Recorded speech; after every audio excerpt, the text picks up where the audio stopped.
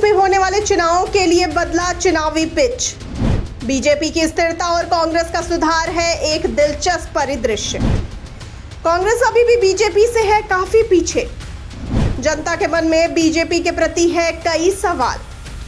18वीं लोकसभा के चुनाव के परिणामों ने भारतीय राजनीति में एक महत्वपूर्ण मोड़ लाया है।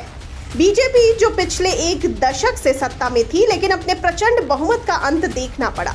चुनावी परिणामों से यह स्पष्ट हो गया है कि बीजेपी का भविष्य अब सहयोगियों के समर्थन पर निर्भर करता है। इसके साथ ही विपक्ष, विशेषकर कांग्रेस ने अपनी स्थिति को काफी मजबूत कर लिया है। 2024 के चुनाव में बीजेपी ने सत्ता तो बरकरार रखी, लेकिन उसकी स्थिति पहले की तरह मजबूत नहीं रही। यह बदलाव कई कारणों से हुआ है, जैसे कि बढ़ती महंगाई, बेरोजगारी और किसान आंदोलन। इन मुद्दों ने जनता के मन में बीजेपी के प्रति सवाल उठाए। जुलाई में एक सर्वे के 12वें दौर में शहरी भारत में बीजेपी की स्वीकृति रेटिंग में बहुत कम बदलाव देखने को मिला। इस सर्वेक्षण में पाया गया कि 46% उत्तरदाताओं ने बीजेपी को अपनी पसंदीदा पार्टी के रूप में चुना। यह आंकड़ा बताता है कि बीजेपी के समर्थकों में कोई बड़ी कमी नहीं आई है, लेकिन यह स्थिरता भी चिंताजनक हो सकती है। इस सर्वेक्षण में एक और महत्वपूर्ण तथ्य सामने आया है। कांग्रेस की स्वीकृति रेटिंग में सुधार हुआ।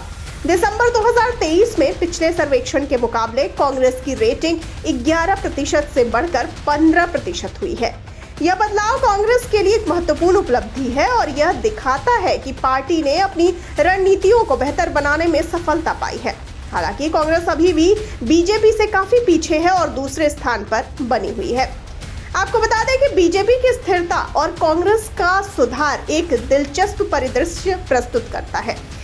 बीजेपी को अब अपने सहयोगियों के समर्थन की आवश्यकता है, जबकि कांग्रेस ने अपने वादों और नीतियों को पेश करके जनता के बीच अपनी पहचान बनाने में सफलता पाई। बीजेपी का समर्थन अब पहले की तुलना में व्यापक नहीं रहा। इसे अब अपने सहयोगी दलों के साथ सामंजस्य स्थापित करना होगा।